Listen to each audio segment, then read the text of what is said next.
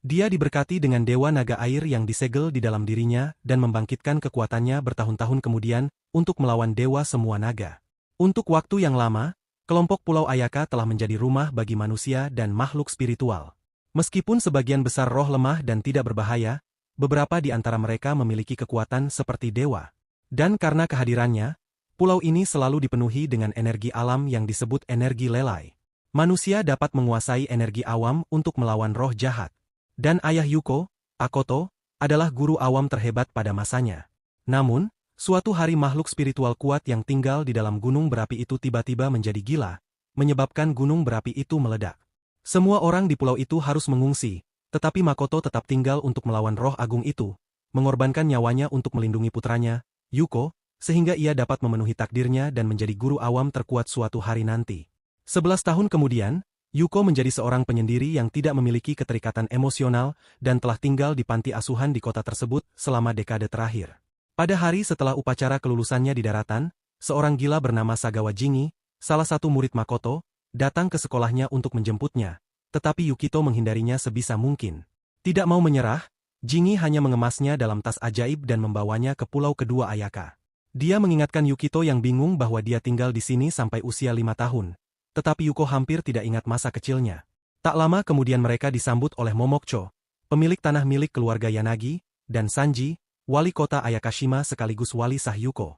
Momoko mengantar semua orang ke rumah masa kecil Yuko, di mana dia melihat foto ayahnya, yang bahkan tidak dikenalinya. Momoko mengatakan kepadanya bahwa ayahnya, Makoto, adalah seorang pria dengan kekuatan supranatural yang luar biasa, dan semua orang percaya bahwa Yuko mewarisi bakat luar biasa ayahnya. Yukito tidak punya ide apa-apa tentang semua ini dan dia bertanya mengapa dia tiba-tiba dimasukkan ke dalam tas perjalanan ajaib dan ditarik ke pulau ini setelah bertahun-tahun ditelantarkan di panti asuhan. Wali kota menjawab bahwa itu karena wasiat ayahnya. Dalam surat wasiatnya, Mikado sempat menyebutkan jika ia meninggal maka Yukito muda akan dikirim ke daratan namun ia akan dipanggil kembali saat ia dewasa. Tak lama kemudian Jingi menunjukkan kamarnya namun tiba-tiba gelembung sabun muncul dari jendelanya. Jenny mengatakan kepadanya bahwa ini adalah roh tidak berbahaya yang disebut Matama dan Yuko akan menemukannya di seluruh pulau. Lalu Jingi bertanya mengapa Yuko bertingkah seperti anak emo dan tidak dekat dengan orang-orang di sekitarnya. Yuko menjawab bahwa ketika dia masih kecil, dia dan anak-anak lain dari panti asuhan pergi piknik di tepi sungai. Namun ada seorang anak di sana yang mulai bersikap jahat padanya. Hal ini membuat Yukim dan tak lama kemudian air mulai berputar di sekelilingnya, dan sebelum dia bisa mengerti sungai telah menyerang anak itu. Itu terjadi lagi beberapa kali setelah itu. Jadi Yuko mulai menjaga jarak dari orang-orang. Setelah mengakhiri ceritanya tentang saat Yukio berbalik, ia melihat Jingi yang sedang bosan tengah memainkan game video di telepon genggamnya. Jadi, dia meninggalkan rumah dan memberitahu Momoko bahwa dia akan keluar untuk menenangkan kepalanya. Yukio mencoba menenangkan dirinya, tetapi tiba-tiba sebuah benda Matama, yang berada tepat di belakangnya, jatuh ke sungai dan berubah menjadi monster yang menyeramkan. Sebelum monster itu dapat merasuki otak Yanji, Jingi menggunakan sihirnya dan menyelamatkannya. Ia mengatakan kepada Yuko bahwa Matama yang tidak berbahaya dapat berubah menjadi ayam matami setelah tertarik pada aura suram orang-orang di sekitarnya. Tiba-tiba monster itu muncul di hadapan mereka. Namun Jimmy siap dengan kesempatannya. Dan dengan ledakan energi magis yang besar, dia menghancurkan ayam matami. Namun sebelum dia selesai membanggakan dirinya, monster itu menyerupai tubuhnya dan muncul di belakang Jingi. Kali ini, Jingi melemparkan Yuko ke dalam perut air monster itu. Hal ini membuat Yuka sangat marah, dan tak lama kemudian amarahnya berubah menjadi kekuatan magis yang meledakkan perut Amatami. Jingi yang kagum menyadari bahwa Yukio memiliki kekuatan kasar, dan segera menggunakan sihirnya sendiri untuk menyegel monster itu. Jingi memberitahu Yukio yang tercengang bahwa dia takut dengan kekuatannya sendiri, dan harus menghindari melakukan hal-hal gila dengan kekuatannya. Dia harus belajar mengendalikannya. Jingi menawarkan diri untuk menjadi gurunya dan tiba-tiba Yukito melihat dalam dirinya sosok seperti saudara yang menyelamatkannya 10 tahun lalu ketika gunung berapi meletus di Ayaka. Keesokan harinya, Jingi bangun dalam keadaan mabuk berat, dan tampak seperti habis tertabrak truk. Dia tersandung keluar dan melihat Yanji yang sedang fokus mencoba mengendalikan energinya. Jingi menyuruhnya untuk lebih fokus dan merasakan energi lelainya. Tetapi Yuka menatapnya sinis karena dia tidak tahu apa-apa tentang energi sama sekali. Jadi Jingi memberitahunya bahwa energi lelai adalah kekuatan vital yang mengalir jauh di dalam bumi dan mengirimkan gelombang besar di bawah pulau Ayaka. Guru awam seperti mereka memanfaatkan energi itu untuk menjaga segala sesuatunya tetap terkendali. Jadi, Jingi meminta Yuko untuk menunjukkan mantra yang diajarkan kepadanya tempo hari, tetapi Yukto malah mempermalukan dirinya sendiri dengan menyiramkan air ke wajahnya sendiri. Jadi, Jingi memperagakan mantranya dan segera menciptakan figur air seperti dirinya dan membanggakannya kepada Yanji. Kemudian, dia pergi dan Yuko menyadari bahwa kepribadian Jangi mungkin bisa merusak suasana, tetapi dia tentunya sangat kuat. Setelah beberapa waktu, Yuka menemukan dirinya di kuil Kasen di mana dua prajurit rendahan bernama Chataro dan Yako sedang bertarung satu sama lain tentang siapa yang akan melawan Aram Minus saat ini. Jangi mengambil permintaan pekerjaan itu dari mereka dan berkata bahwa ia akan melatih Yuko dengan itu. Kemudian, Jingi memberitahu Yuko bahwa Yako dan Chaturo seusianya dan dia bisa berteman dengan mereka. Namun Yanji, yang belum pernah memiliki teman, bertanya apakah boleh mereka berbicara dengan seseorang yang tidak tahu cara mengendalikan kekuatannya. Jingi menjawab bahwa mereka berdua juga merupakan guru awam jadi mereka tidak akan diganggu olehnya. Kemudian Jingi memberitahunya bahwa Kase dan kuil menangani semua insiden terkait Matame di pulau itu, dan kepala pendeta kuil itu Karui Haruaki adalah seniornya. Permintaan pekerjaan yang diambil Jingi dari mereka berdua sebelumnya adalah tentang Matami yang baru-baru ini muncul di dekat kanal, dan jika Matami tersebut rusak, mereka akan menjadi Aramatami yang menyebabkan masalah di pulau tersebut. Tiba-tiba seekor Aramatami muncul dari air dan Jingi meminta Yuko untuk mengatasinya sendirian. Sambil berkata demikian, dia lari dan Yukito hampir mengotori celananya karena si bodoh Jingi tidak memperingatkannya tentang monster itu. Dia mulai mengejar Jingi dan tak lama kemudian monster itu menyerang mereka dan mereka terjatuh ke sungai. Setelah mengeringkan pakaian mereka bersembunyi di balik lembah untuk mengamati makhluk itu dari jauh. Namun tak lama kemudian mereka mulai bertengkar tentang siapa yang akan melawan monster itu. Keributan itu menyebabkan monster itu menemukan mereka dan Jingye melarikan diri seperti ayam lagi. Tetapi monster itu mulai mengikutinya. Jadi Yuko melantunkan mantranya dan tak lama kemudian gelombang air menghantam monster itu dan menyebabkannya jatuh ke tanah. Hal ini memberi Jingi kesempatan untuk mengaktifkan energi yin yang miliknya sendiri, dan segera dia menusuk mata monster itu dengan sihirnya dan menghancurkannya menjadi beberapa bagian. Setelah beberapa waktu, monster itu berubah menjadi sosok air. Dan Yakita mengingatkannya bahwa dia berada di dekat kanal tadi malam, minum-minum dan berpesta bersama teman-temannya. Jadi, Ayamatami pasti lahir setelah menyerap kelembapan di dekatnya dan menjadi monster besar. Tak lama kemudian, figur air itu berubah menjadi Ayamatami lagi, dan Yako pun menyadari kalau monster itu terus mengikuti Jingi karena ia yang menciptakannya tadi malam. Monster itu mulai menyerang Jingi dan sebelum Yuko dapat mengaktifkan mantranya, Master Karuma dari kuil Kuesin melantunkan mantranya dan menghancurkan Ayamatami. Karuma memberitahu Jim bahwa akibat tindakannya yang gegabah dan kebiasaan minumnya yang tak henti-hentinya, monster itu pun lahir. Karuma mengangkat gingi dan memutarnya sambil mengatakan bahwa dia telah tumbuh pesat. Karuma memperkenalkan dirinya dan memberitahu bahwa ia belajar langsung di bawah bimbingan ayahnya. Kemudian, Karuma mengunjungi rumah Yukito dan menceritakan kepada Lady Momoko tentang perbuatan Jingi baru-baru ini, dan memberitahu mereka bahwa sekarang dia sedang membersihkan sungai sebagai bagian dari hukumannya. Kemudian di meja makan, Karumo menatap Yuko dengan penuh kasih sayang dan mengatakan kepadanya bahwa dia tidak banyak berubah. Yuko yang kebingungan memuji dia atas mantra indahnya dan Karuma memberitahu dia bahwa Aramatami menjadi mengamuk karena mereka menderita. Jadi, tugas Tuan Li adalah menenangkan mereka agar mereka bisa hidup berdampingan sebagai tetangga. Keesokan harinya, Jingi mengajak Yuko naik kereta air yang berjalan di atas air. Melihat rel kereta api yang menakjubkan ini, Yuko melompat-lompat seperti anak kecil. Dan Jingi mengatakan kepadanya bahwa dia persis seperti dirinya 10 tahun yang lalu saat mereka biasa naik kereta api bersama. Jingi mengatakan kepadanya bahwa di tempat ini, orang bepergian antar pulau menggunakan kereta api ini. Tak lama kemudian mereka tiba di pulau pertama, yang anehnya mempunyai banyak sekali bangunan, dan Jingi memberitahunya bahwa pulau pertama jauh lebih urban dibandingkan pulau kedua, dan mereka bahkan mempunyai paceno, ruang hiburan, dan kasino. Yukio bertanya apakah kereta ini juga menggunakan penguasaan awam. Jingi pun memberitahu bahwa rel kereta itu dibuat dengan menggunakan kekuatan ajaib kaki, sehingga kereta itu bertenaga diesel dan hanya memiliki satu jalur. Kemudian mereka sampai di rumah wali kota, di mana wali kota tua yang ceria itu bertanya apakah Yuko merasa aneh di pulau-pulau ini karena ia tumbuh di daratan. Dia meminta Yuko untuk tidak terburu-buru dan membiasakan diri hidup dengan damai di tempat ini. Jingi meminta lelaki tua itu untuk tidak terlalu khawatir dan merusak kesehatannya karena dia sudah merawat Yuko dengan baik.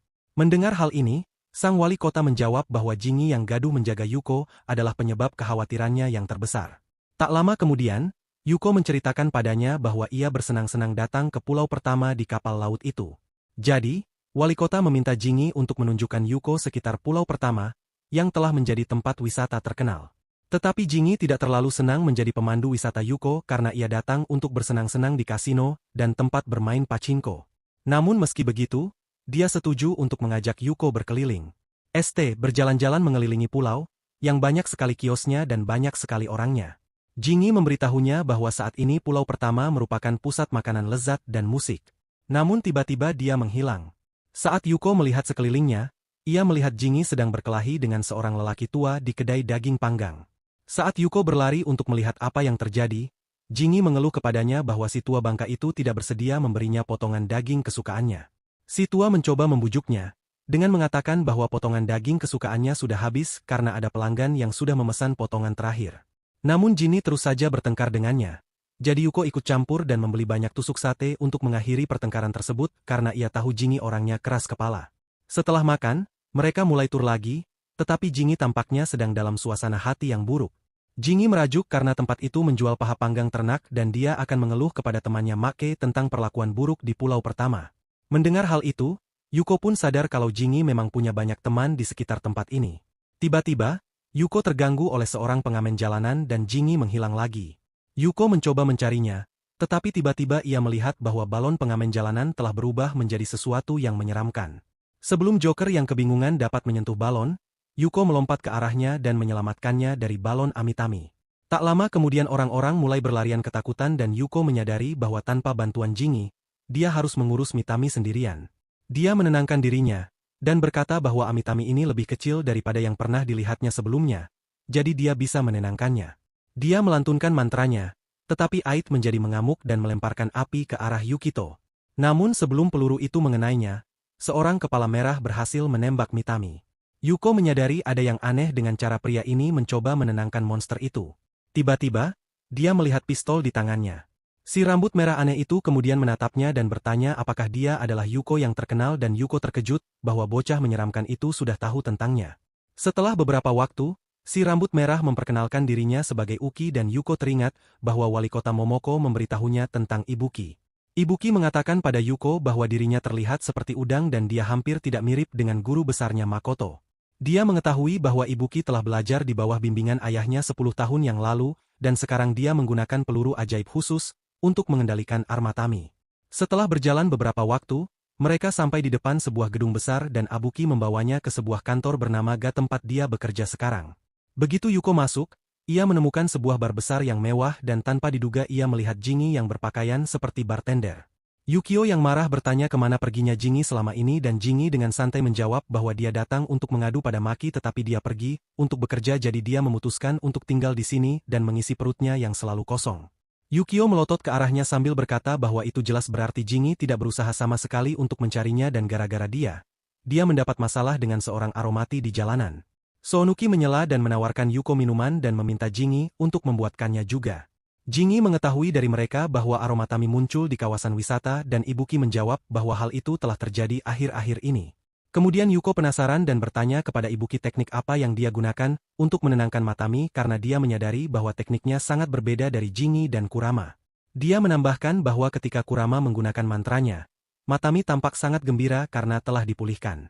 Tetapi barusan, saat aku menggunakan senjatanya, Yuko tidak bisa merasakan kehadiran Aramatami lagi. Hal ini membuat Ibuki sedikit frustrasi dan dia membalas bahwa dia membunuh Matami dan tidak menenangkan mereka.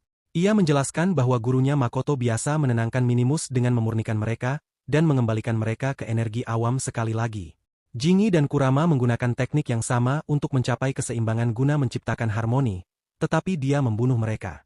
Jadi tidak ada jejak Matamei yang tertinggal. Saat Yuko bertanya mengapa dia membunuh mereka, Ibuki menjawab bahwa itu karena mereka membunuh manusia dan karena ada banyak turis di pulau pertama. Penting untuk menetralisir mereka sesegera mungkin untuk memastikan keselamatan mereka. Saat Yukito berpendapat bahwa Kuruma berhasil menenangkan Matami dan menyelamatkan orang-orang juga, Ibuki tertawa getir dan menjawab bahwa Koma hanya peduli dengan keharmonisan energi awam dan bukan orang-orang. Dia tidak peduli dengan apapun kecuali mengikuti ajaran mendiang gurunya. Ibuki menjelaskan bahwa dia tidak pernah peduli tentang pemurnian Aramatami sejak awal karena bahkan setelah mengubah bentuk mereka, makhluk-makhluk ini dapat menyakiti manusia, jadi dia akan membunuh mereka satu persatu. Yuko dengan marah berdiri dan menyatakan bahwa dia tidak akan membiarkan Iyuki melakukan itu, dan Ibuki menjawab bahwa dia tidak peduli dengan etos dan nilai-nilainya yang tidak berguna. Tiba-tiba, seorang gadis berambut ungu bernama Ibara memasuki bar dan memberitahu Ibuki bahwa bos mereka, Makita, telah menemukan target. Ketika Dukito bertanya apakah Aromatami baru telah muncul, Abuki menjawab bahwa itu adalah tubuh utama dari yang mereka bunuh sebelumnya. Dia menjelaskan bahwa biasanya Aromatami memiliki inti yang terlihat seperti bola mata, tetapi yang mereka bunuh sebelumnya tidak memiliki pupil atau iris. Jadi pada dasarnya, itu adalah bagian kecil yang berasal dari Aromatami yang lebih besar dan bagian utama berada di tempat lain. Jingi menawarkan untuk menemani Ibuki, tetapi dia memintanya untuk membawa Yuko dan pulang. Dan sebelum pergi, dia memberitahu Yukito bahwa jika dia ingin mengetahui hal lainnya, bar selalu terbuka untuknya. Saat kembali ke rumah, Jingi memberitahu Yukito bahwa Yuki adalah bagian dari perusahaan keamanan bernama Ayaka Security, yang didirikan oleh Ibuki. Secara resmi, mereka adalah perusahaan keamanan, tetapi mereka sebenarnya adalah pembasmi Aromatami. Yuko bingung mendengar bahwa Jingi merasa Yuki melakukan pekerjaan dengan baik karena pulau itu memiliki begitu banyak orang luar dan itu telah mengganggu energi awam di pulau pertama. Dia memberitahu Yuko bahwa penghalang didirikan di sekitar area wisata beberapa kali dalam setahun, tetapi beberapa orang berhasil menerobosnya dan mengucapkan terima kasih kepada Ibuki dan timnya atas kerja keras mereka tidak akan menyakiti siapapun. Saat Jingi menyadari Yuko asyik dengan pikirannya, ia mengatakan bahwa Matami dan Araatami tidak bisa diukur menggunakan standar manusia. Saat Yuko bertanya apa pendapat Kuruma tentang metode Ibuki, Jingi menjawab bahwa dia tidak menyukainya dan memperingatkan Yuko untuk tidak pernah menyebut Kurama dan Ibuki di depan satu sama lain karena mereka berdua tidak akur satu sama lain. Tiba-tiba, Jingu menyadari bahwa ia lupa mengambil uangnya dari Ibuki dan melarikan diri, meninggalkan Yuko bertanya-tanya bagaimana bisa ia berakhir dengan seseorang yang tidak bertanggung jawab seperti Jingi. Saat berjalan ke arah garis marinir, Yuko mendengar keributan lagi, dan dia segera berlari ke arah area itu dan melewati para penjaga, sambil berkata bahwa dia juga seorang guru awam, dan dia dapat membantu mereka mengatasi Aromatami. Tak lama kemudian, ia berhadapan dengan sesosok monster besar yang punya mata, dan seperti yang kukatakan, monster ini adalah tubuh utamanya. Yukito mengumpulkan kekuatannya dan merapal mantra dan tiba-tiba gelombang air menyerang monster itu. Jeritan dan suara mengerikan keluar dari mulutnya. Tetapi monster itu bersiap menyerang Yukito lagi. Namun, tak lama kemudian sekelompok penembak jitu dan penembak jitu mulai menyerang monster itu, dan Jingi dengan cepat menundukkan Yukito ke bawah tembok, sambil bertanya mengapa dia mencoba bertindak seperti Batman sendirian. Penjaga itu menyuruh mereka mundur dan mengatakan bahwa mereka akan menangani ini dengan cara mereka sendiri. Tak lama kemudian penjaga itu memberitahu Ibuki bahwa mereka kehabisan peluru dan Jingi bertanya pada Ibuki apakah dia akan menggunakan ilmu hitam lagi. Ibuki memberitahu Yuko bahwa beginilah cara dia menghadapi monster-monster itu, dan tak lama kemudian dia mengaktifkan energinya yang kuat dan tiba-tiba lengannya berubah menjadi luar biasa besar dan tebal. Genkei memberitahu Yuko bahwa Ibuki menggunakan sihir hitamnya untuk menyerap energi monster, dan hal itu melanggar hukum penguasaan awam. Tak lama kemudian monster itu melompat di depan Buki namun dia dengan kejam menghancurkan muka Buki dan mencabut inti dari tubuhnya. Kemudian dia menghancurkan inti buah itu untuk meminum sarinya dan Yuko hampir tersedak mendengarnya. Keesokan harinya, Jingi membawa Yuko ke pulau ketiga dan Yuko menyadari bahwa pulau ketiga bahkan kurang berkembang dibandingkan pulau kedua. Saat Yuko bertanya apakah Jangi sering mengunjungi pulau ini, Jingi membantah dan mengatakan bahwa dia membawanya ke sini karena ingin bertemu Karuma. Pulau ini tidak memiliki apapun kecuali hutan dan kuil. Jadi, Jingi muncul di sini hanya untuk festival. Saat Jingi memberitahu bahwa hanya Karuma dan murid-murid idiotnya yang menggunakan pulau ini secara rutin, Yuko dengan ragu bertanya apakah dia bisa berteman dengan mereka. Mendengar ini, Jingi tersenyum dan meyakinkannya bahwa dia bisa berteman dengan mereka jika semuanya berjalan baik. Tiba-tiba mereka mendengar dua siswa idiot memanggil mereka untuk masuk ke dalam kuil. Mereka menyambut mereka di pulau ketiga dan memberitahu mereka bahwa tuan mereka telah memerintahkan mereka untuk bertemu Yuko dan Jingi. Saat berjalan mendaki gunung, Fukuake bertanya pada Yuko apakah dia sudah terbiasa dengan kehidupan di Pulau Ayaka. Dan Yuko menjawab bahwa dia masih bingung dengan banyak hal seperti Matama dan Marine Liner. Tetapi semua orang di pulau ini bersikap baik padanya. Semua orang yang ditemuinya tersenyum padanya. Dan meskipun dia hampir tidak mengenal tempat itu, semua orang sangat ramah kepadanya. Segera mereka mencapai kuil dan Yuko dapat merasakan bahwa pulau ini terasa sangat berbeda dari yang pertama dan kedua. Para sahabat menjelaskan bahwa kuil Qin didedikasikan kepada Dewa Naga Air dan Api yang merupakan lawan dari keduanya. Ketika Yuko bertanya tentang naga, mereka mengatakan kepadanya bahwa sejak zaman kuno, kedua naga telah tinggal di pulau keempat.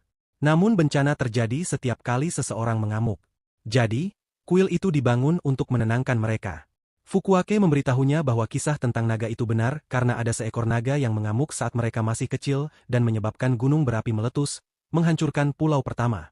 Ia pun menunjuk ke arah sebuah pulau tandus dan menceritakan bahwa naga api mengamuk di pulau keempat di sebuah danau kawah yang konon ditinggalkannya setelah naga air menenangkannya. Mendengar kata naga, Yukito mulai teringat kembali masa lalu.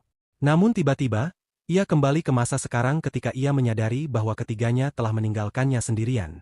Tak lama kemudian, Jingi mulai bertingkah seperti anak nakal lagi, berkata bahwa ia sangat lelah dan butuh minuman untuk menyembuhkan mabuknya. Anak-anak lelaki itu menjuluki mereka orang tua bangka, tetapi Jingi menangkap kedua sahabat itu dan meminta mereka untuk menemaninya minum dan menonton Peach Flowers bersama. Namun begitu mereka mulai berjalan, mereka terpeleset dan jatuh ke lumpur.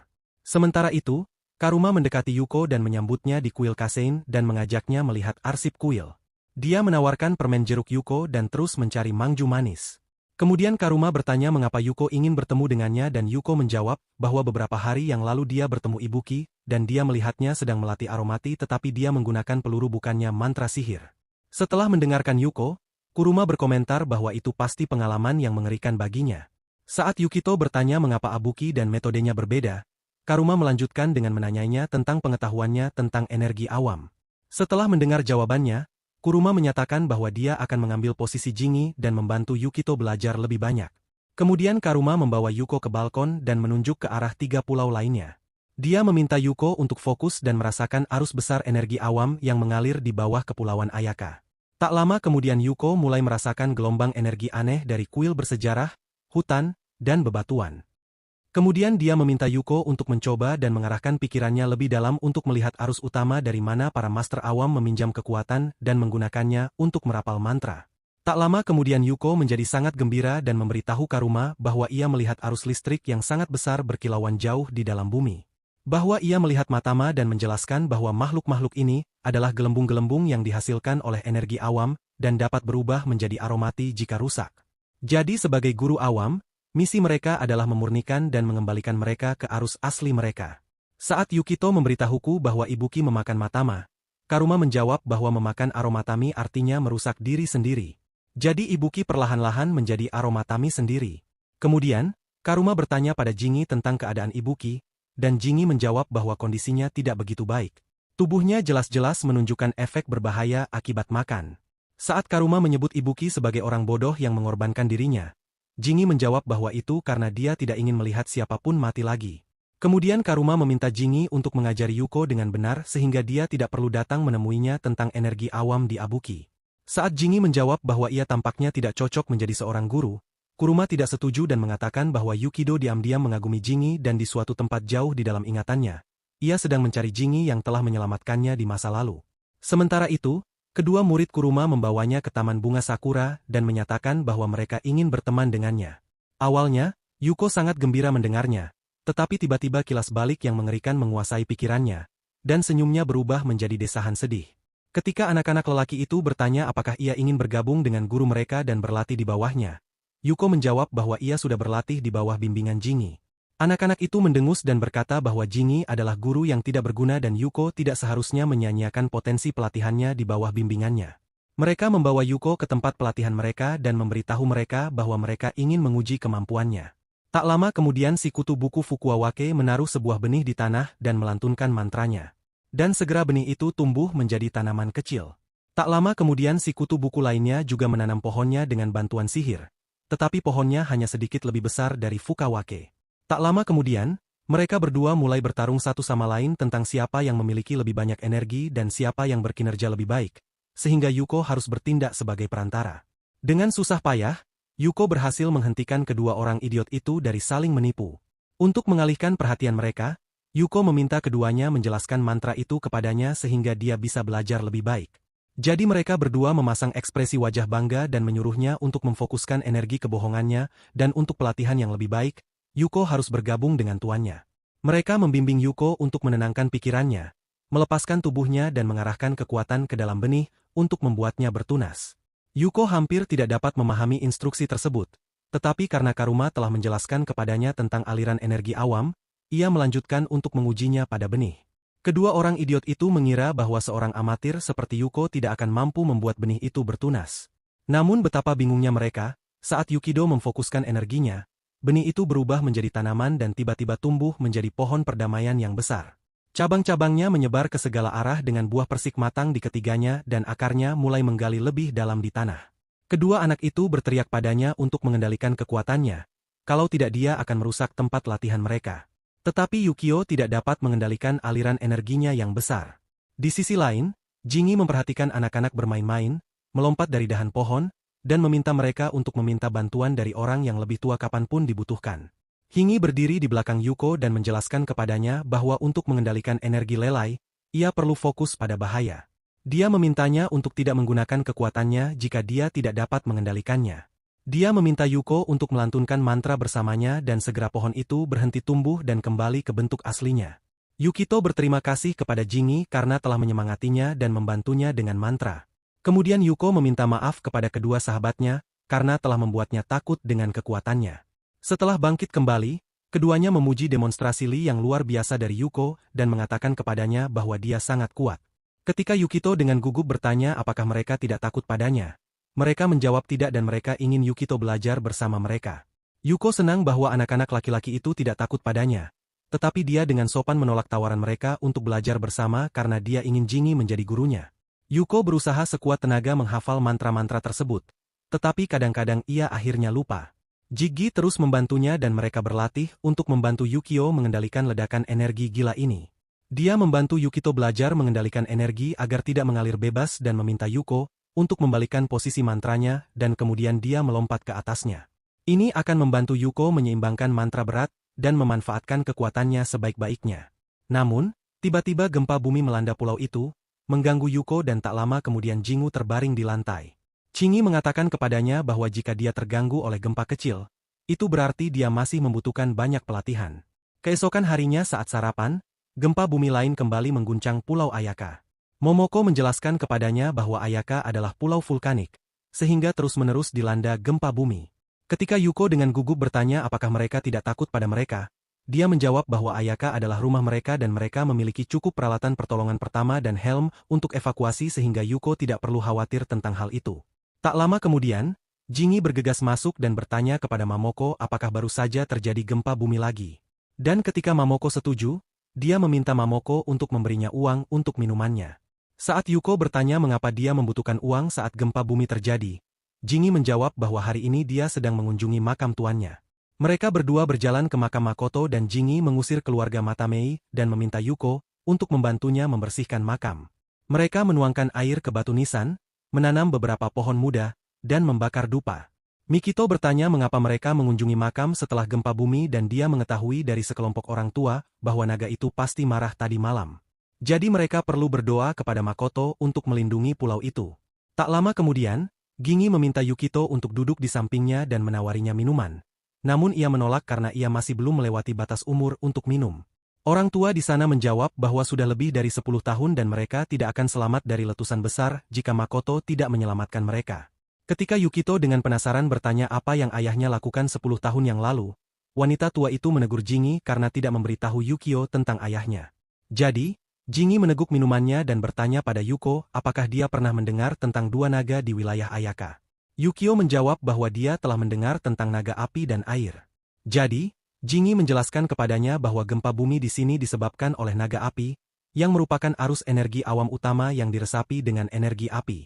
Terlebih lagi, gunung berapi di bawah pulau itu sekarang lebih aktif karena sudah terlalu kuat karena 15 tahun yang lalu, danau di pulau keempat mengering sepenuhnya. Selain itu, naga air juga menghilang dan mengakibatkan terganggunya keseimbangan antara api dan air. Jadi, kecuali keadaan kembali normal lagi, ada kemungkinan pulau keempat akan meletus lagi. Master Makoto lah yang melakukan ritual penenang naga dan meredam kekuatan naga api yang merupakan kekuatan alam yang mengamuk, dan itu semua dilakukannya sendirian.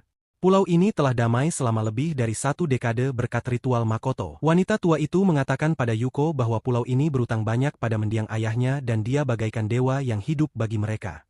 Mendengar hal itu, Yuko memberi hormat kepada ayahnya dengan mengatakan bahwa dia tidak begitu mengenal ayahnya, tetapi dia yakin bahwa ayahnya adalah orang yang hebat. Setelah beberapa waktu, Yuko dan Jinie memperhatikan rambut ungu dari keamanan Ayaka, tetapi dia pergi tanpa menyapa mereka kembali. Jadi, Jingi membawa Yuko ke makam lain dan memberitahunya bahwa hari ini juga merupakan hari peringatan kematian orang tua Ibro. Dan tiba-tiba, Yuko melihat setumpuk kunci dengan gantungan kunci lucu di tanah di samping kuburan. Sorenya, mereka berdua mengunjungi pulau pertama karena Yuko ingin mengembalikan gantungan kunci itu ke Ibara. Tak lama kemudian, mereka bertemu lagi dengan murid-murid Karuma, Yako dan Chero, dan Jingi salah menyebut nama mereka lagi. Hikito bertanya mengapa mereka ada di pulau pertama dan mereka berdua menjawab bahwa gempa bumi pagi ini mengganggu energi alami pulau tersebut. Maka guru mereka Karuma memerintahkan mereka untuk memeriksa kota-kota. Yako dan Shakaro mengatakan kepada mereka bahwa mereka belum menemui masalah apapun, tetapi mereka akan berpatroli di seluruh area karena tuan mereka telah memberi instruksi. Ketika keduanya mengetahui bahwa Jingi dan Yuko sedang dalam perjalanan menuju Iber, mereka tiba-tiba menjadi gugup dan mengucapkan selamat tinggal, serta mengatakan bahwa mereka akan bertemu lagi setelah patroli selesai. Ketika Yukito bertanya apakah mereka tidak akan mengunjungi Ibar bersama mereka, mereka dengan ragu mengatakan kepadanya bahwa mereka tidak bisa karena hubungan antara keamanan Ayaka dan tuan mereka tidak berjalan baik. Segera mereka sampai di tempat Ibuki dan menyambutnya sambil mengatakan bahwa mereka datang untuk mengantarkan barang yang hilang. Ibuki menyuruh mereka melaporkannya pada asistennya, Makita, dan sebelum pergi, dia meminta Yuko untuk menjaga dirinya sendiri karena keadaan mungkin akan sulit hari ini. Setelah beberapa waktu, mereka menceritakan kepada Makita tentang hal yang membuat Ibara kesal karena mereka berpesta di dekat makam. Jadi Makita meyakinkannya bahwa di Pulau Ayaka mereka mengirim orang mati dengan senyuman tetapi itu tergantung pada bagaimana mereka meninggal dan itu masih sulit bagi Abara. Saat Yukito bertanya apa yang terjadi pada orang tuanya, Makita menjawab bahwa beberapa tahun yang lalu, api di Matama tumbuh cukup besar untuk membakar sebuah rumah. Ibuki mengurusnya tapi dia tidak bisa menyelamatkan semua orang. Midama mengatakan kepadanya bahwa kehidupan orang-orang dan tindakan Matama ditentukan oleh aliran energi. Jadi penting untuk menerima semuanya dengan senyuman tetapi banyak orang tidak mau menerima sifat Pulau Ayaka. Maka mereka melampiaskan kekesalannya dengan membunuh Ara Matami. Merasa suasana menjadi gelap karena percakapan mereka, Jingi mencoba untuk mencerahkan suasana hati Yuko. Tak lama kemudian, Makita menyadari bahwa ia telah membebani Yuko dengan pikirannya dan ia pun meminta maaf. Saat Yukito memberikan gantungan kunci itu kepada Makita, dia meminta Makita untuk mengantarkannya sendiri kepada Iber. Tak lama kemudian, Ira datang ke toko dan Yuko memberikan kunci padanya. Makita memintanya untuk mengucapkan terima kasih kepada Yuko dan dia dengan ragu mengucapkan terima kasih, sambil berkata bahwa dia akan mendapat masalah tanpa kunci tersebut. Yukito mengatakan padanya bahwa dia juga meminta maaf kepada orang tua Siti karena berpesta pada hari peringatan kematian mereka. Tiba-tiba tanah mulai bergetar lagi dan Gingi mengumumkan bahwa kali ini adalah A dan Matami dengan banyak energi api dan Ibara segera kehabisan tenaga. Makito dengan khawatir memberitahu mereka bahwa Iber bertindak gegabah setiap kali Matami api muncul. Mendengar ini Jingi dan Yuko berlari keluar untuk mencari Adabara. Saat api menyebar dengan cepat, menghanguskan semua yang ada di jalurnya, Jingi dengan cepat melepaskan semburan sihir air, memadamkan api dan menyelamatkan seorang gadis yang terjebak dalam kekacauan. Fokusnya menajam saat dia menunjuk ke arah Yuko, mendesaknya dalam hati untuk mencari Ibara di tengah asap dan kehancuran. Polisi dengan cepat mulai mengambil alih kendali suasana kacau, memukul mundur massa dan mengamankan area tersebut. Sementara itu, Abara berlari dengan kecepatan penuh, melantunkan mantranya dengan penuh tekad, sedangkan Yuko mengikutinya dari dekat. Fokusnya sangat tajam saat dia melihat Aromatami menyerang dua anak yang ketakutan. Tanpa ragu, dia melompat di depan makhluk itu, melindungi anak-anak dari bahaya. Dia memberi isyarat kepada mereka untuk lari secepat yang mereka bisa. Tanpa membuang waktu, seekor bara menyerang Arama, mantranya sudah siap. Namun sebelum dia bisa menyerang, Matami membalas dengan ledakan api yang mengenainya, memaksanya tersandung mundur. Rasa sakit menusuk ke dalam dirinya, tetapi dia menolak untuk menyerah. Sambil melantunkan mantra lainnya, dia berhasil menghindari serangan berikutnya. Pada saat itu, kenangan tentang saat-saat terakhir orang tuanya terlintas dalam benaknya. Dia melihat api Matami yang telah merenggut nyawa mereka, dan kemarahan yang luar biasa memuncak dalam dirinya. Didorong oleh amarah dan kesedihan, dia menerjang Matami dengan sekuat tenaganya, melancarkan serangan dahsyat. Aramatami membalas dengan bola api besar yang diarahkan langsung padanya. Saat hal itu tampaknya tak terelakkan, Yuko turun tangan, menciptakan perisai pelindung di sekelilingnya. Yuko langsung bertanya pada Ibara apakah dia baik-baik saja. Namun tiba-tiba, Matami mulai menyerang penghalang air Yukio. Dia memanfaatkan kesempatannya untuk memecahkan corong air dan memadamkan api Aromati. Namun setelah beberapa waktu, Monster jelek itu menggunakan lebih banyak api untuk mengendalikan mantra air lemah milik Yuko. Tak lama kemudian, Yako dan Chataro berlari ke arah mereka, menanyakan apakah mereka baik-baik saja. Segera setelah itu, mata Mei berubah menjadi berser dan mulai memutar lingkaran api di sekitar penghalang Yuko. Yuko memohon yang lain untuk melarikan diri, tetapi Ibara tidak lari kemanapun karena dia tahu jika dia melarikan diri, Matami akan mengejar mereka dan penduduk kota akan terjebak dalam baku tembak. Ibara melompat ke udara dengan seluruh kekuatannya, menghantamkan tangan besinya ke wajah arah Matami. Kekuatan serangannya bergema di seluruh medan perang, membuat iblis itu tertegun sesaat. Dia dengan cepat menilai kekacauan di sekelilingnya dan memanggil yang lain, mendesak mereka untuk mendukungnya dan menjauh dari api yang menyebar. Dia tahu bahwa dia mampu untuk tidak terkejut. Yukito melangkah maju, menyalurkan pesonanya untuk memberikan Iber kekuatan yang dibutuhkannya. Gelombang energi mengalir melalui dirinya, dan tak lama kemudian gelombang air yang dahsyat menghantam Matami, mencoba melemahkannya. Akan tetapi, iblis itu menepis serangan itu dan bangkit berdiri, sambil meraung dengan amarah yang baru.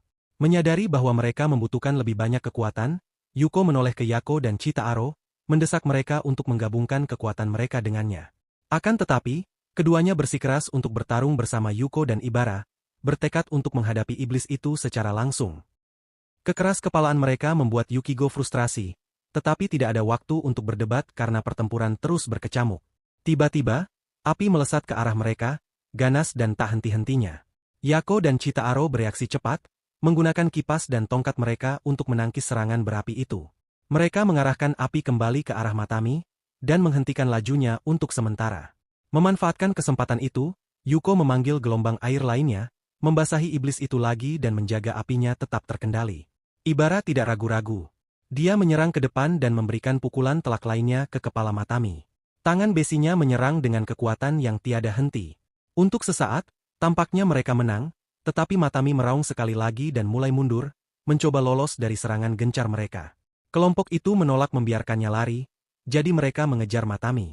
Dengan tekad yang tak tergoyahkan, mereka mengoordinasikan serangan, menggabungkan kemampuan unik mereka menjadi gelombang energi kolektif.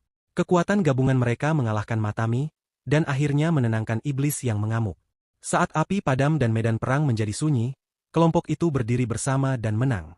Kerja sama tim dan tekad mereka yang pantang menyerah telah membawa mereka maju, membuktikan bahwa kekuatan mereka terletak pada persatuan.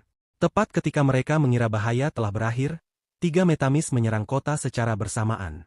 Iber meminta mereka melarikan diri, tetapi Yuka menggunakan mantra airnya untuk menyerang Matami, tetapi ia malah memaksakan diri. Messi tidak terpengaruh sama sekali.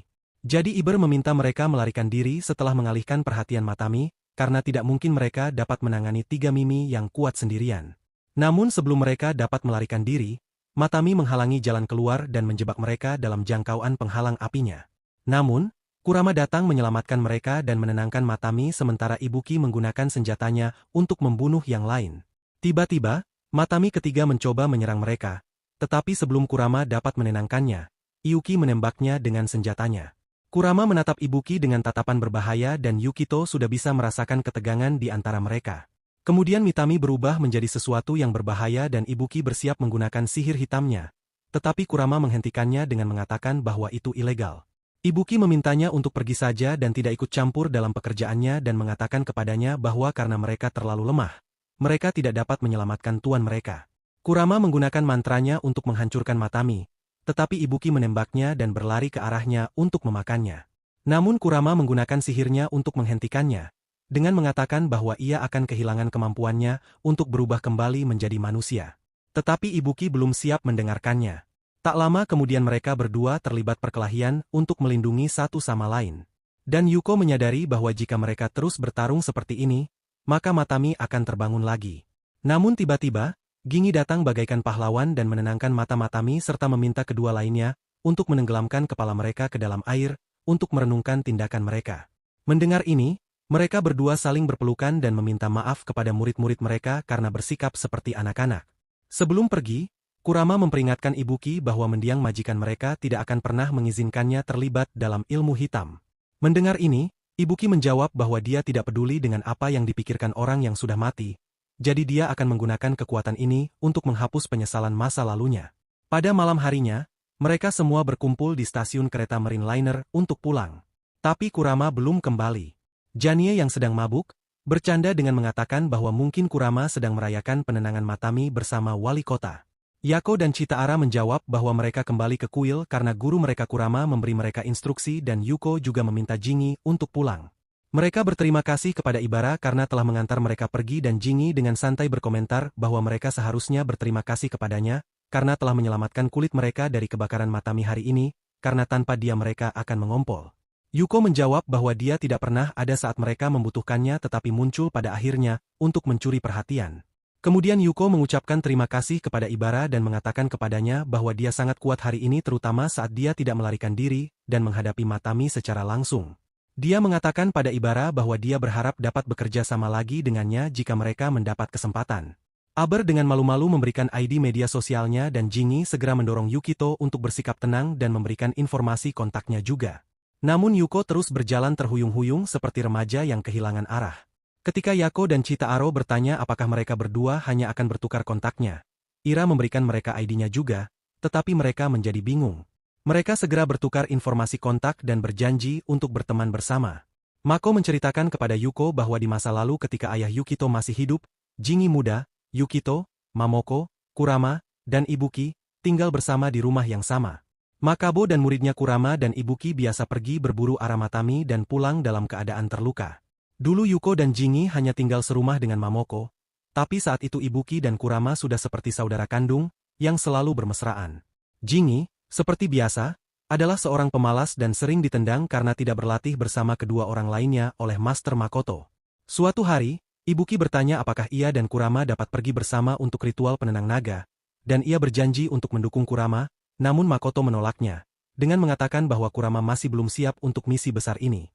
Makoto memberitahu mereka bahwa mereka masih perlu berlatih dan memoles keterampilan mereka sehingga mereka dapat memimpin ritual tersebut dalam beberapa tahun dengan bantuan Jingi.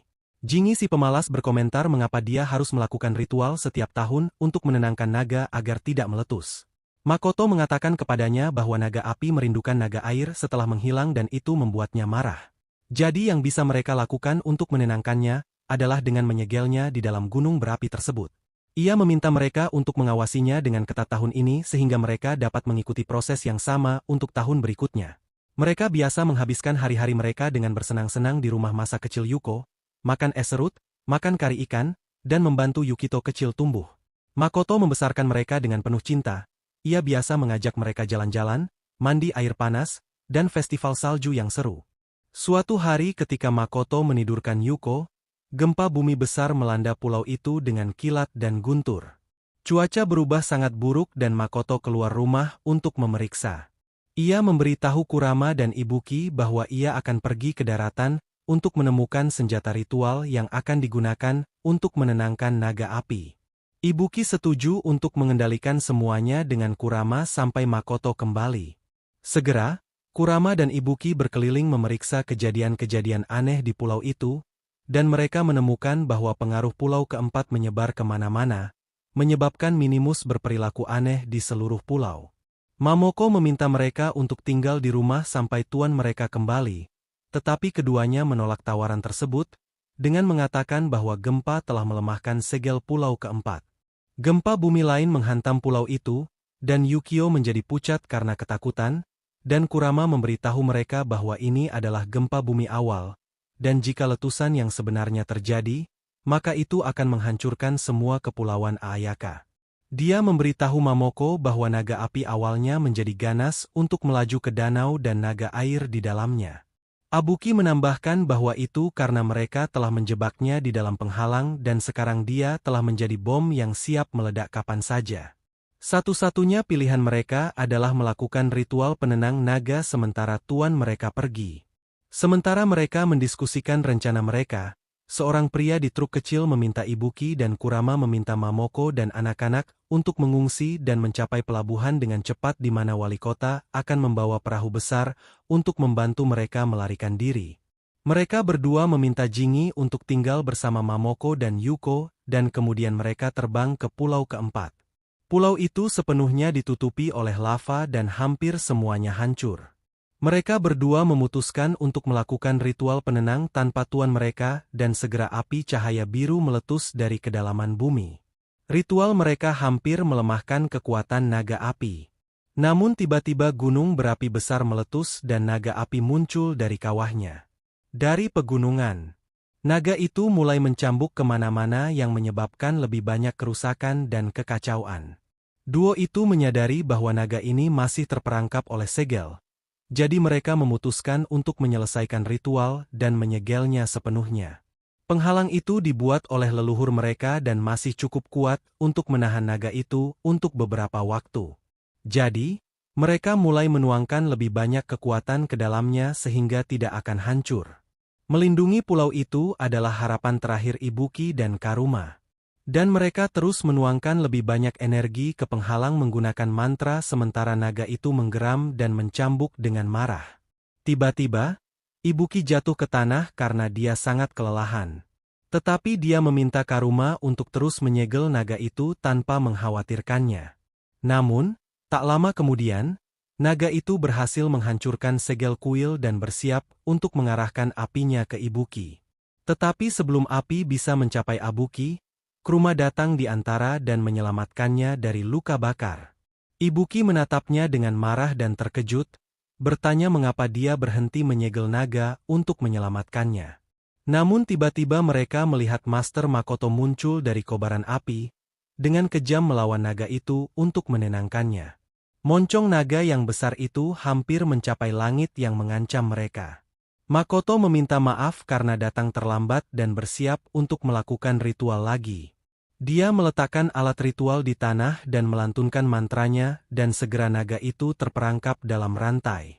Makoto memberitahu anak-anak itu bahwa jika mereka tidak menyegel naga itu akan mengacaukan mereka karena sudah terlambat untuk menghentikan letusan dan mereka juga harus menjaga agar kepulauan Ayaka tidak hancur. Ketika anak-anak itu bertanya apakah mereka bisa melakukan itu, Makoto menjawab bahwa itu mungkin jika dia mempertaruhkan nyawanya. Ibuki menawarkan untuk menemani Makoto, tetapi Makoto meminta Karuma untuk membawa Ibuki pergi dan lari, dan Kurama melakukan apa yang dimintanya dengan enggan. Dengan susah payah, Karuma menjatuhkan Ibuki ke tanah dan Ibuki yang marah menyadari bahwa Karuma juga terluka parah. Kemudian dia melihat sekeliling untuk melihat bahwa letusan itu menjadi lebih besar dan dia berteriak dengan marah dan tidak berdaya. Pertempuran penyegelan naga itu besar dan langit menyala merah sepanjang malam. Keesokan paginya, ketika orang-orang melihat sekeliling, sepertinya tidak ada yang terjadi. Namun hanya dalam satu malam, Ayaka telah mengalami kerusakan yang mengerikan. Ketika Karuma dan Ibuki berjalan menuju kawah untuk mencari tuan mereka menemukannya sedang duduk di sana. Namun ketika mereka melihat lebih dekat, mereka menyadari bahwa dia sudah mati. Namun dia masih tersenyum. Ibuki jatuh ke tanah, sangat berharap agar guru mereka kembali. Namun dia sudah lama pergi dalam pertempuran tadi malam. Setelah itu, Karuma dan Ibuki sering berdebat tentang masa depan mereka sebagai guru awam, dan akhirnya mereka berpisah. Beberapa tahun kemudian, Ibuki kembali setelah mempelajari beberapa mantra berbahaya, dan sekarang hubungan mereka berdua tegang. Setelah Makoto menyelesaikan ceritanya, Yuko melihat ke arah Jingi dan menyadari bahwa pada malam yang berbahaya itu, Jinglah yang menyelamatkannya dan menenangkannya. Suatu sore, saat sedang tidur siang, Yuko menyadari bahwa dia tidak pernah mengalami mimpi buruk sejak dia pindah ke pulau ini. Kemudian dia tiba-tiba terbangun karena tersedak dan batuk dan Jingi segera duduk di sampingnya menanyakan apakah dia baik-baik saja. Ketika Jingi menatap mata Yukio, dia melihat bahwa matanya telah berubah menjadi biru muda. Namun sebelum dia dapat menanyakan sesuatu, ponsel Yukio berbunyi dengan sebuah pesan. Yuko memeriksa ponselnya untuk melihat apakah teman-temannya telah membuat obrolan grup, berencana untuk nongkrong pada hari Minggu. Sheni mengintip dari belakang dan dengan senang hati bertanya apakah Yuko akan pergi ke kasus tersebut dan festival pada hari Minggu. Kemudian Jinny masuk ke dalam dan membawa topeng adat, dan memberikannya kepada Yuko sambil berkata bahwa orang-orang memakai ini di festival. Kemudian dia mengatakan kepadanya bahwa topeng yang digunakan adalah milik Master Makoto. Pada hari Minggu, Jinny dan Yuko mencapai tempat festival dan Yuko gembira melihat pertemuan besar. Teman-teman Jinny segera menemukannya dan memintanya untuk menemani mereka ke kios. Tetapi Jingi memutuskan untuk tetap bersama Yuko dan menggodanya bahwa dia akan menggunakan uangnya dan mereka akan bersenang-senang bersama. Tetapi tiba-tiba, mereka melihat Bara mengenakan kimono cantik dan Yuko memintanya untuk menemaninya untuk menemukan Chitauro dan Yako sementara Jinye terus menatap mereka seperti dia adalah anjing liar. Jingi membawa Yuko ke sisi lain dan memintanya untuk memuji Ibara. Tetapi begitu Yuko berbalik dan memujinya, Ibara tidak membalas, tetapi dia mengiriminya pesan teks yang mengatakan terima kasih. Sumi mulai berjalan-jalan melihat berbagai kios, dan Jingi terus memintanya untuk membeli sesuatu. Tiba-tiba, Yukio mendengar Yako dan Chatero memarahi tuan mereka, Karuma, karena ia menjual semua jimat mereka secara cuma-cuma kepada semua orang.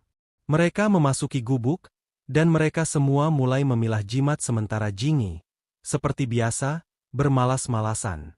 Tiba-tiba, Kurma melihat topeng Yukito dan mengatakan kepadanya bahwa melihatnya membawa kembali kenangan lama tentang tuan mereka. Mendengar ini, Yukito bertanya mengapa orang memakai topeng di festival Kuesin. Jadi, Kurama menjawab bahwa dulu bahkan non-manusia pun ikut berpartisipasi dalam festival ini dan mereka adalah dewa dan monster. Jadi, topeng adalah alasan untuk melupakan siapa diri sendiri dan menikmati festival. Setelah beberapa waktu, ketika penyortiran jimat selesai, Kurama meminta anak-anak untuk menikmati festival sementara dia dan Jingi akan menjalankan toko.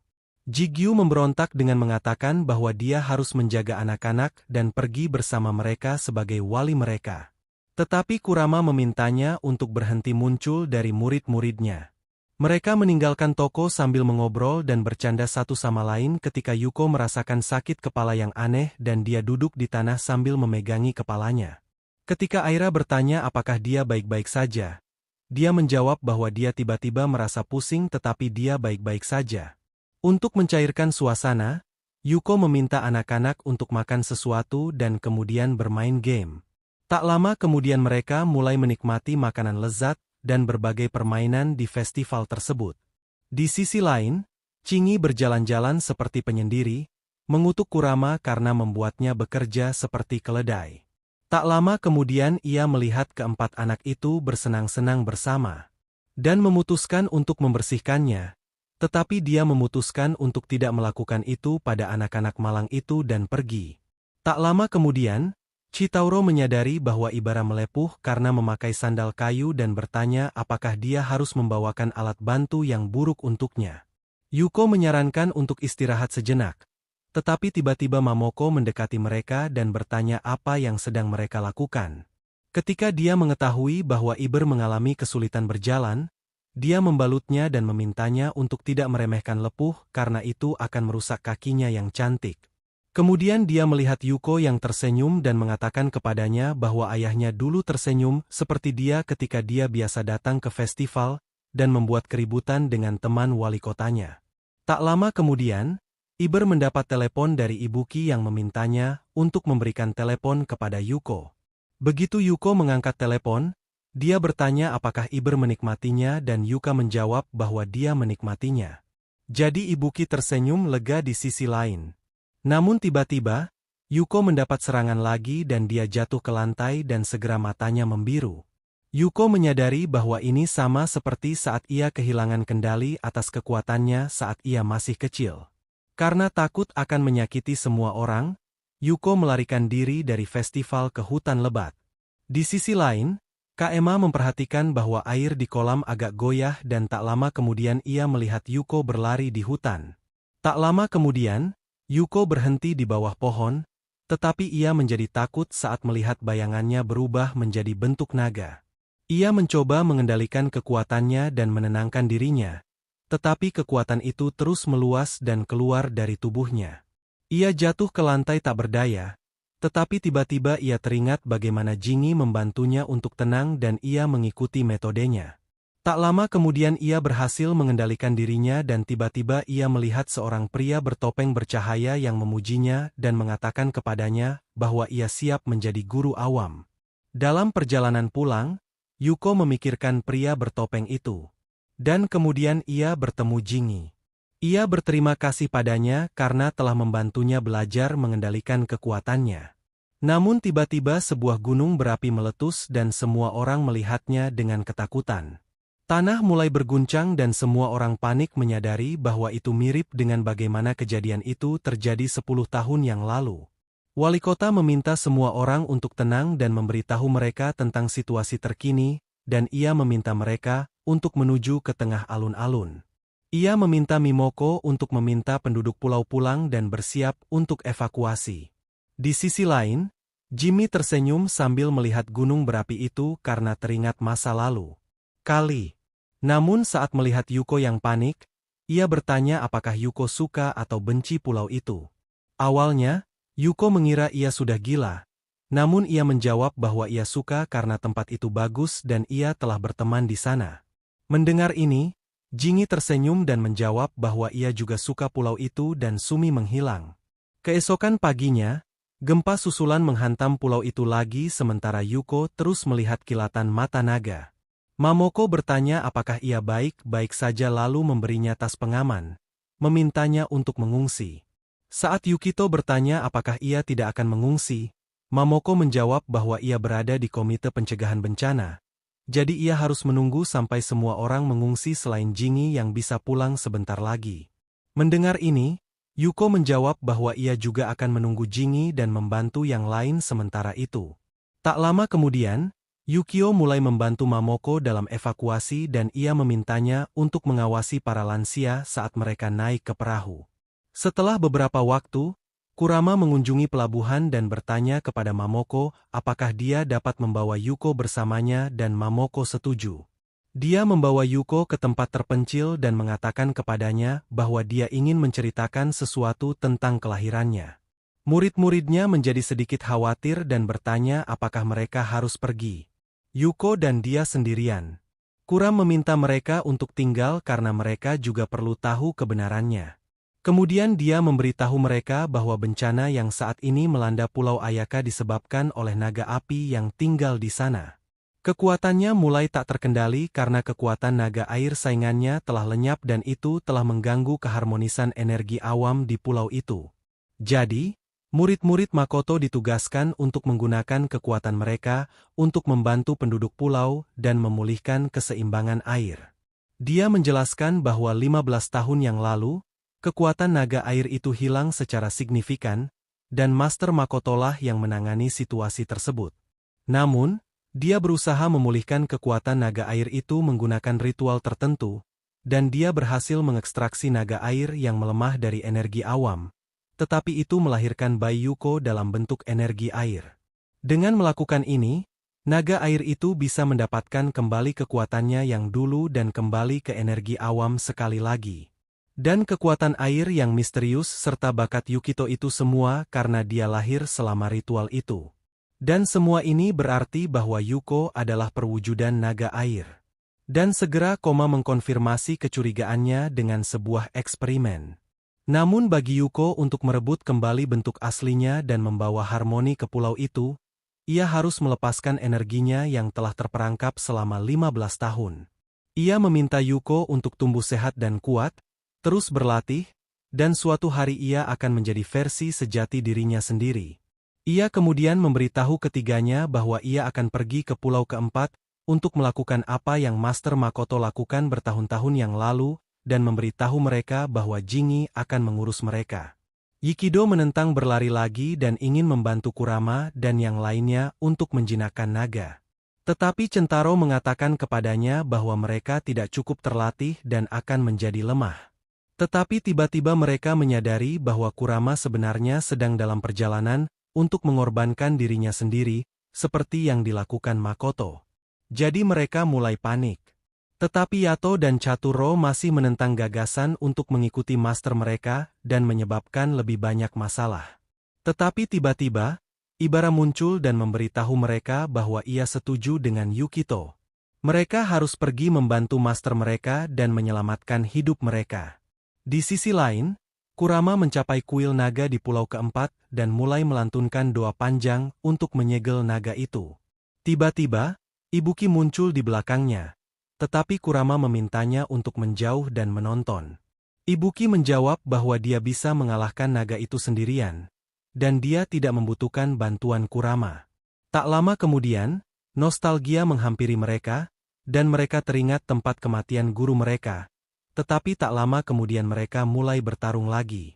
Tiba-tiba, tanah di bawah mereka berguncang lagi dan naga api muncul dari lubang vulkanik. Ibuki tidak membuang waktu dan dengan cepat melepaskan energi sihir hitamnya.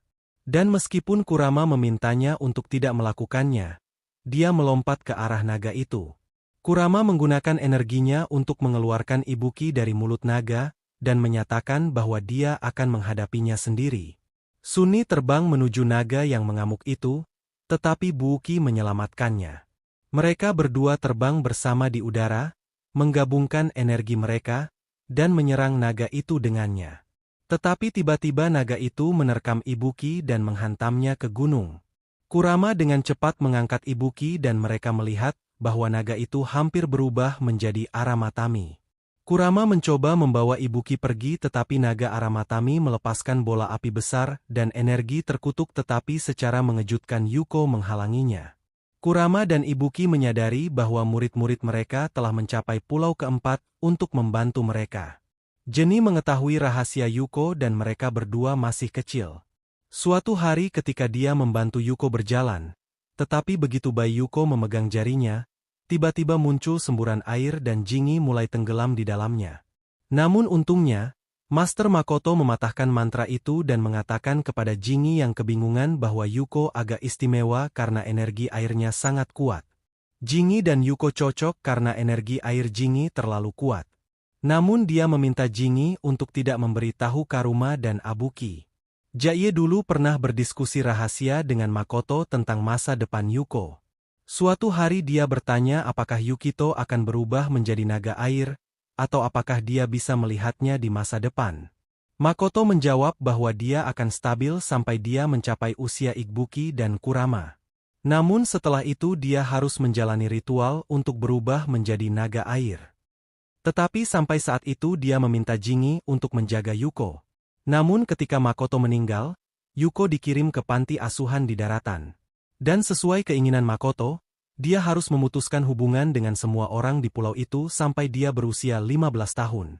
Mamoko tidak ingin memisahkan Yukito muda dari keluarga ayahnya, tetapi Jingi meminta mereka untuk mengikuti keinginan terakhir tuannya.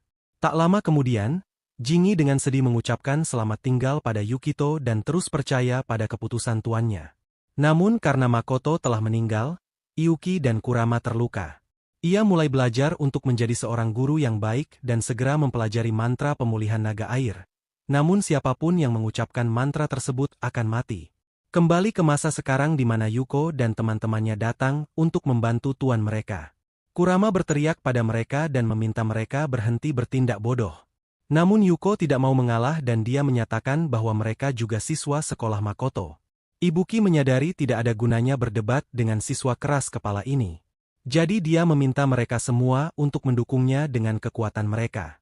Dia memerintahkan Iber untuk memimpin anak-anak dan akhirnya Kurama juga setuju untuk membiarkan anak-anak membantu. Namun dia meminta mereka untuk menyelamatkan diri mereka sendiri terlebih dahulu. Iber memerintahkan Yako dan Chitaro untuk memblokir serangan sebanyak mungkin. Dan dia memerintahkan Yuko untuk membantunya menjaga naga itu tetap di tempatnya. Tak lama kemudian, Kurama dan Ibuki kembali terjun ke medan perang dan para murid pun siap mendukung mereka. Naga Aramatami menyerang mereka, tetapi Ibuki dengan cepat melompat ke udara untuk menyerang moncongnya. Sementara Kurama membantunya dengan mantra sihirnya yang kuat. Melihat kesempatan mereka, Yuko menggunakan energi airnya, dan Aar menggunakan mantra petirnya untuk menjaga naga itu tetap di tempatnya. Mantra kuat Yuki menciptakan naga air yang menjebak api Aramatami dan Ibuki menggunakan kesempatan ini untuk meninju naga itu dengan lengannya yang dipenuhi sihir hitam. Anak-anak gembira melihat para master bertarung bersama dan ada harapan mereka akan mampu mengalahkan naga api besar. Pertarungan berlanjut beberapa waktu dan mereka semua memberikan yang terbaik dengan energi air besar milik Yuko. Tetapi Kurama dapat merasakan bahwa Yuko kehabisan napas. Jadi dia menggunakan mantra Makoto untuk merantai naga itu. Namun, naga itu telah berubah menjadi Matami dan segera memutuskan rantainya. Jadi, Ipuki berubah menjadi manusia seperti iblis dan menyerang naga itu. Tetapi tampaknya tidak ada yang berhasil pada naga itu. Jadi, Kurama memberitahu anak-anak itu bahwa ia akan mengusir mereka selagi ia masih memiliki kekuasaan. Namun Yuko memohon pada Kurama agar membiarkannya membantu dia dan Iyuki dan terjatuh ke lantai. Tiba-tiba, Jingi muncul dari belakangnya dan bercanda dengan Yuko, mengatakan bahwa kelihatannya dia akan menangis sebentar lagi. Dia meyakinkan Yuko bahwa dia ada di sini untuk melindunginya. Ternyata Jingi telah mengetahui dari catatan Makoto bahwa dahulu kala, salah satu naga yang melindungi pulau itu melemah dan naga lainnya mengamuk. Energi yang ada terganggu dan api memusnahkan ladang-ladang subur, tidak menyisakan tempat untuk menunjang kehidupan. Namun suatu hari, seorang pertapa tua datang dan sebagai ganti nyawanya sendiri, ia mengembalikan naga air yang hampir punah. Dan tak lama kemudian, sang naga air menjalin keharmonisan dengan naga api. Namun tahun demi tahun berlalu dan kedua naga itu kembali tidak harmonis lagi. Jadi, Makoto menulis mantra itu dengan caranya sendiri untuk memulihkan kekuatannya. Makoto telah berencana untuk membesarkan naga air sebagai manusia dan kemudian memulihkan kekuatannya dengan memberikan nyawanya sendiri, seperti yang pernah dilakukan pertapa itu. Jadi, Jingi mengambil tanggung jawab itu sendiri karena dia tidak memiliki sanak saudara dan juga tidak memiliki banyak keterikatan. Ketika Jingi pergi menjemput Yuko dari sekolah, dia sangat gugup pada awalnya. Namun kemudian, ia menyadari bahwa anak-anaknya itu tumbuh tanpa teman dan kemungkinan besar akan mati sendirian. Tetapi melihatnya tersenyum membuat Jingi sangat bahagia. Jadi, mati untuknya juga akan membuatnya bahagia. Dan dia telah memperkuat tekadnya dan sekarang saatnya telah tiba. Hikita bertanya pada Jingi kemana dia menghilang dan Jingi menjawab bahwa dia butuh waktu untuk lebih menguatkan tekadnya. Jingi bertanya pada Yuko apakah dia ingin mendapatkan kembali kekuatan naga airnya dan Yuko menjawab bahwa dia benar-benar ingin menyelamatkan penduduk pulau, teman-temannya, dan orang-orang yang dicintainya. Mendengar ini, Jingi melepaskan energi airnya yang kuat dan Kurama mencoba menghentikannya karena dia tahu apa yang sedang dilakukan Jingi. Namun, tak lama kemudian Yukito mendapati dirinya berada di tempat aneh bersama Jingi dan lelaki itu memberitahu dia bahwa mereka berada di dalam energi awam untuk memulihkan kekuatan naga air yang hilang. Ia menjelaskan bahwa untuk melakukan hal itu, seorang guru awam agung harus bertindak sebagai konduktor untuk menghubungkan jiwa naga air dengan energi awam. Ketika Yuko menatapnya dengan bingung, dia menjelaskan bahwa dia dan Yuko memiliki kecocokan yang besar dan meminta Yuko untuk melompat turun. Namun tiba-tiba, Yuko bertanya apa maksudnya dengan bertindak seperti itu untuknya.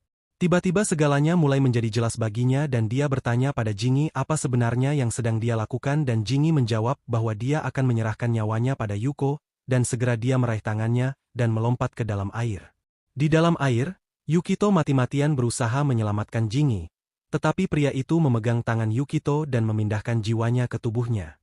Di medan perang, semua orang dengan khawatir menatap Jingi saat ia terjatuh ke tanah dan gelombang air besar meletus di sekitar Yuko.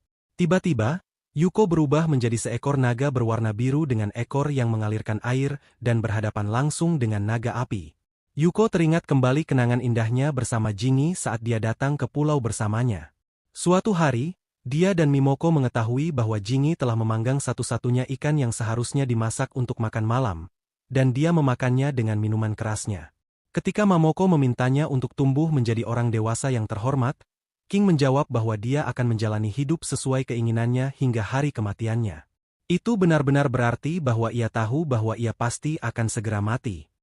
Jadi jika ia ingin menikmati hidupnya di masa sekarang, Yukito telah berubah menjadi seekor naga air brutal yang terlibat dalam pertarungan sengit dengan naga api, keduanya saling dorong dan tarik-menarik. Kuruma membuat penghalang di sekeliling yang lain sehingga mereka tidak terjebak dalam baku tembak, dan memberitahu semua orang bahwa kedua naga itu berusaha menjaga keharmonisan energi awam.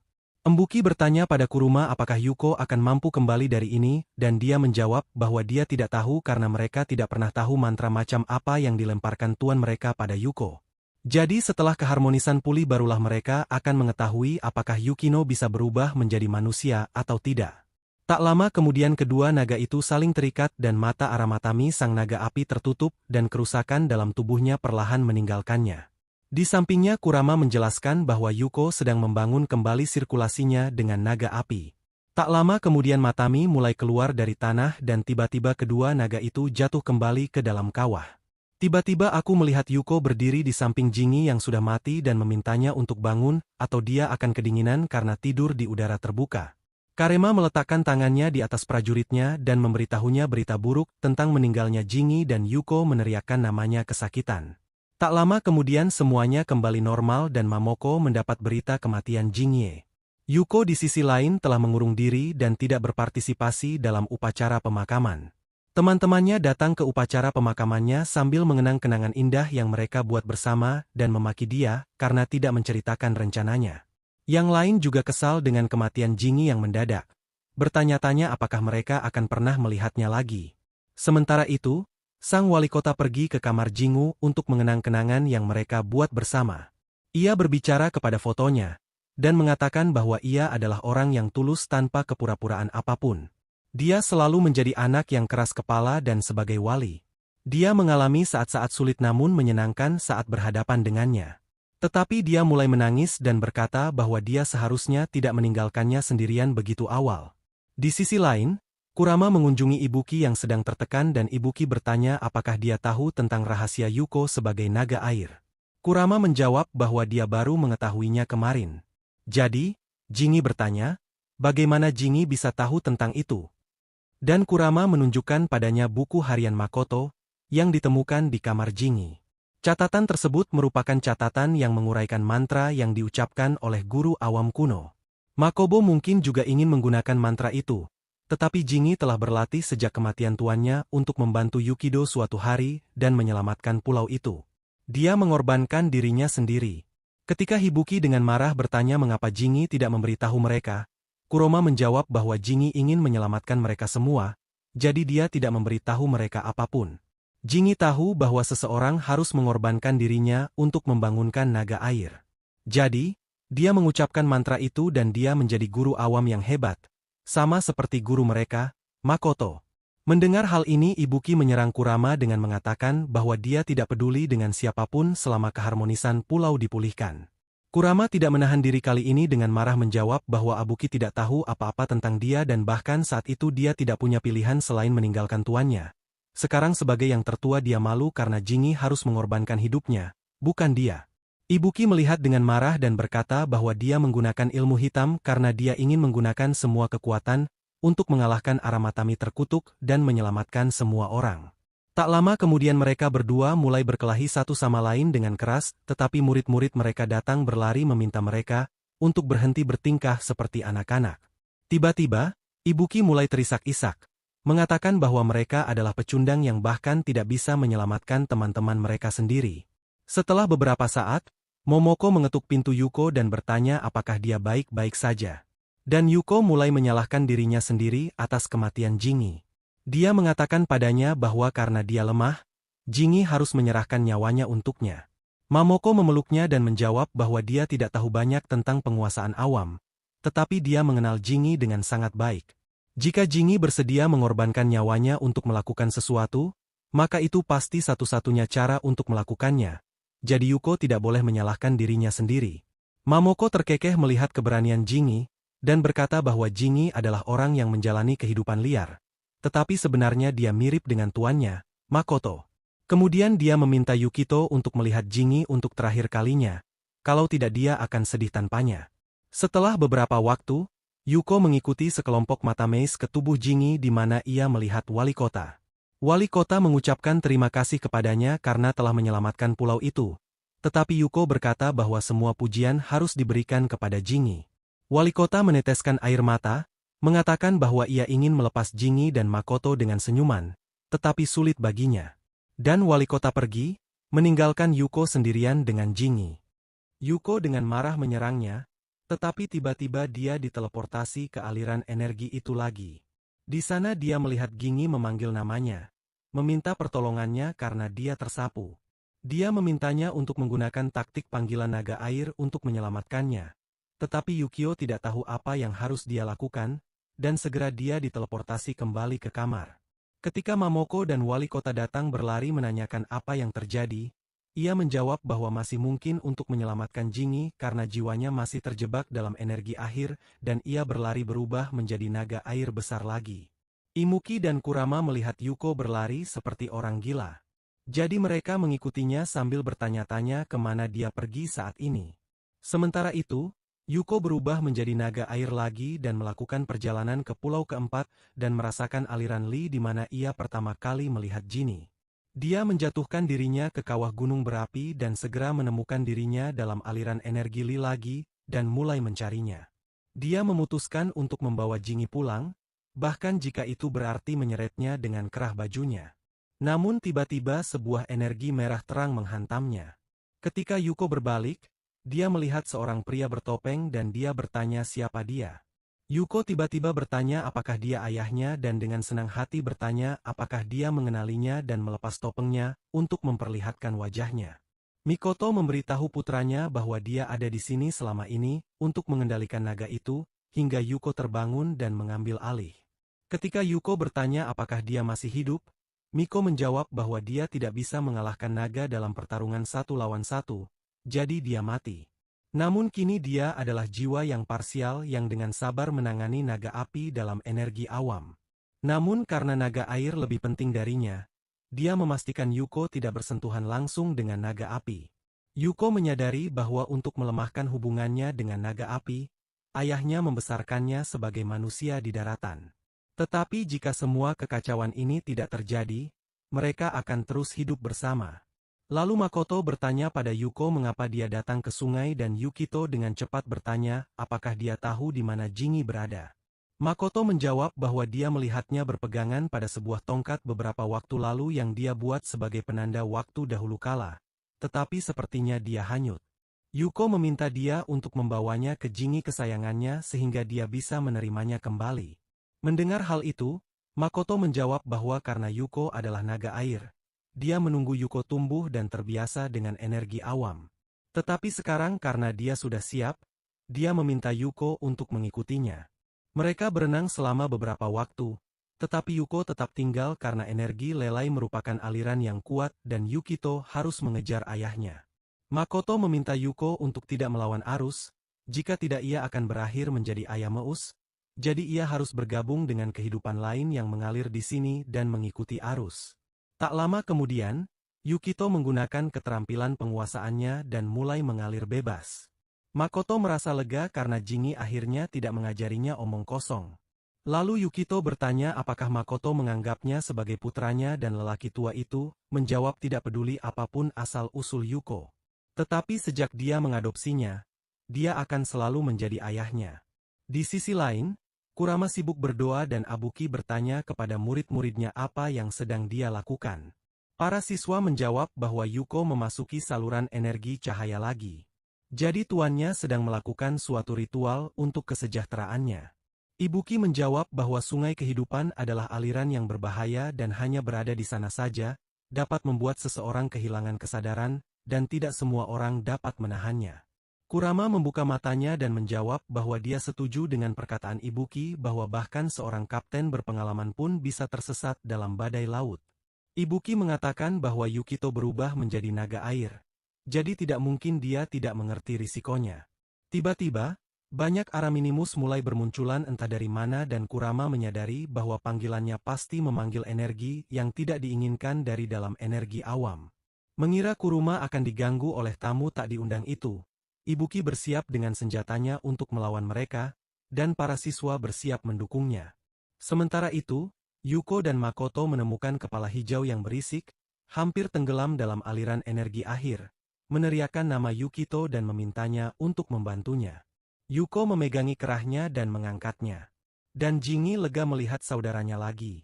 Yukiya menatapnya dengan mata marah, mengatakan bahwa setelah membuat kekacauan sendirian, Jingi pergi untuk mati sendirian tanpa mengkhawatirkan apa yang dirasakan orang lain, terutama bagaimana perasaan Yuko.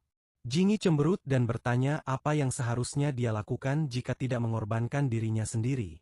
Jadi, Makoto meninju kepalanya dan mengatakan kepadanya bahwa ada banyak hal yang bisa dia lakukan sebagai muridnya.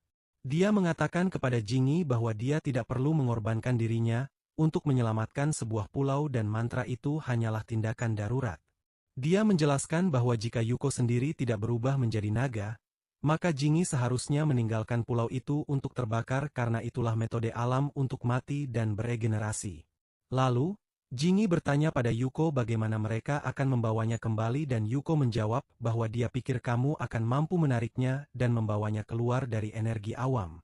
Namun menghidupkan kembali orang yang telah meninggal bukanlah tugas mudah.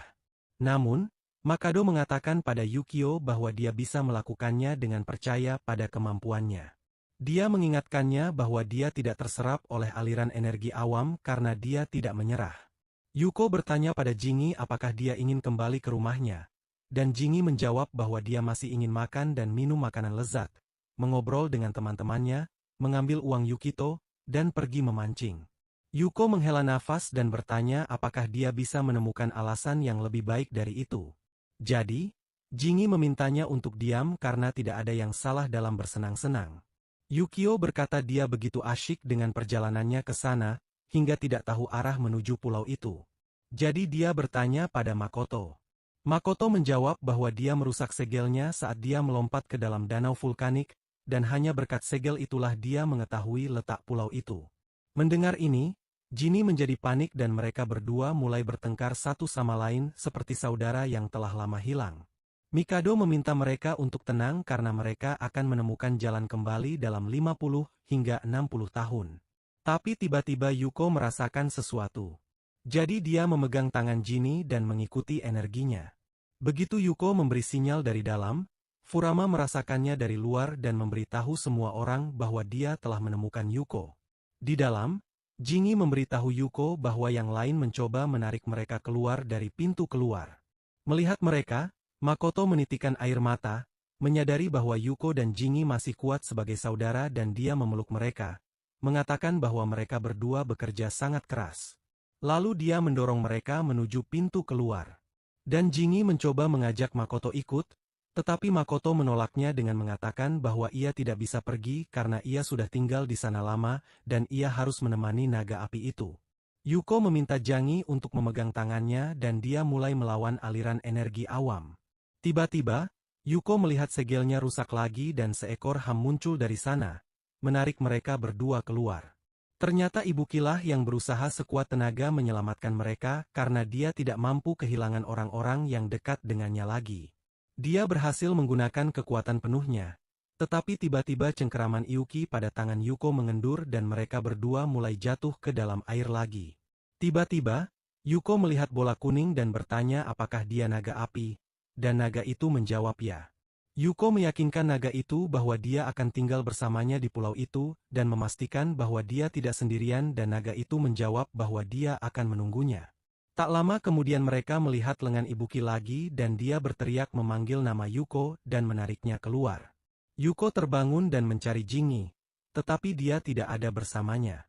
Di sisi lain, Jingi terbangun di ruang pemakamannya dan membuat Mamokcho ketakutan. Dia pun masuk ke ruangan itu untuk menyajikan minuman bagi arwahnya. Ketika wali kota tua memasuki ruangan, ia terjatuh, terkejut karena Jingi masih hidup dan bernapas. Orang tua itu kehilangan otaknya dan mulai berteriak pada potret milik temannya Makoto, dan mengatakan bahwa ia telah melihat hantu Jingi. Sementara Jingi mengambil minuman dari Mimokcho dan berseru bahwa dia merasa hidup kembali. Sementara itu, Imber terus memeriksa keadaan Yuko yang bahagia apakah dia baik-baik saja, dan mengatakan bahwa dia tidak akan terkejut sampai dia memeriksa setiap bagian tubuhnya. Yuko berterima kasih kepada teman-temannya karena telah bersamanya selama ini. Kurama dan Ibuki tampaknya telah berhubungan baik lagi, dan saya memintanya untuk meminta bantuannya, dan mereka dapat bertarung bersama jika neraka kalah lagi pada mereka. Keesokan paginya, sang wali kota menarik Jingi keluar rumah, mendesaknya untuk menjelaskan keselamatannya kepada teman-temannya. Begitu mereka melihatnya, mereka bergegas memeluknya erat. Tidak dapat menahan air mata lega. Emosi mereka dengan cepat berubah menjadi memarahi dia karena menyebabkan kesusahan seperti itu. Reuni yang menyentuh hati ini memberikan semua orang rasa bahagia dan gembira, menandai awal baru bagi komunitas mereka. Kehidupan berangsur-angsur kembali normal di Pulau Ayaka. Ibuki mengambil alih pulau pertama, menunjukkan tanda-tanda kedewasaan berkat pengaruh Kurama. Dia mengadopsi metode lama mendiang gurunya, menunjukkan rasa tanggung jawab yang baru ditemukannya. Yuko melanjutkan kehidupan sekolah menengahnya, bergabung dengan 2 siswa Ibara dan Kurama lainnya. Pemandangan Yuko dengan seragam barunya membuat semua orang gembira, melambangkan awal yang baru baginya. Namun, Jingi tidak begitu tertarik dengan perayaan itu, dan kembali pada kebiasaannya minum-minum dan menikmati hidup tanpa beban. Seiring berlalunya waktu, pulau ini semakin makmur dengan rutinitasnya yang damai. Ia membuat keputusan sepenuh hati untuk tinggal di Pulau Ayaka secara permanen, berkomitmen untuk menjalani kehidupan di tempat yang sekarang dianggapnya sebagai rumah. Setiap karakter menemukan jalan mereka sendiri, dibentuk oleh pengalaman mereka dan diperkuat oleh ikatan mereka. Pulau yang tenang itu, yang pernah terganggu oleh kekacauan dan ketidakpastian, kini dipenuhi dengan harmoni. Masyarakat dibangun kembali dengan ketahanan, merangkul masa lalu dan masa depan. Pulau Ayaka berdiri sebagai simbol harapan dan pembaruan, tempat kehidupan terus berlanjut, diperkuat oleh cobaan yang dialami bersama oleh masyarakat.